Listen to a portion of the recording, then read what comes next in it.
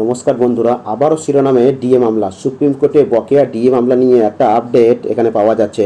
রাজ্য সরকারি কর্মচারীদের ডিএ মামলার গুরুত্ব অনুধাবন করে এবার ডিএ মামলার শুনানির জন্য স্পেশাল বেঞ্চ গঠন করলো দেশের সর্বোচ্চ আদালত। স্পেশাল বেঞ্চ গঠনের জন্য যে বিজ্ঞপ্তি বা অর্ডার, সেটা আমি দেখাচ্ছি এখন দেখুন।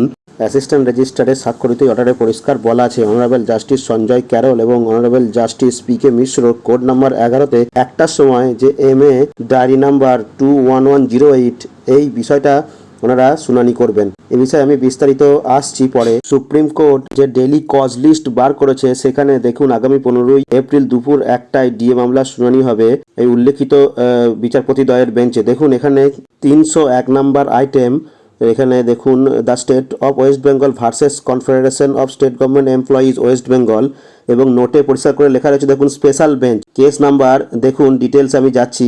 রাজ্য সরকার যে MA ফাইল করেছিল সেটার ডায়েরি নাম্বার 21108/2026, যেটা ফাইল হয়েছিল গত 8ই এপ্রিল এবং রেজিস্টার হয়েছে 13ই এপ্রিলে। Petitioner name the state of West Bengal, আর রেসপন্ডেন্ট এখানে দেখুন confederation of state government employees এবং ইউনিটি ফোরাম। সুপ্রিম কোর্টে এই ডিএ মামলার শুনানি যথেষ্ট তাৎপর্যপূর্ণ কর্মচারী মহলের কাছে, সুতরাং সবার চোখ থাকবে আগামীকাল 15 তারিখ বেলা 1টার সময় সুপ্রিম কোর্টের ওই স্পেশাল বেঞ্চের দিকে। চ্যানেলটিকে সকলে সাবস্ক্রাইব করে দেবেন এবং প্রচুর পরিমাণে লাইক, কমেন্ট এবং শেয়ার করবেন। ধন্যবাদ।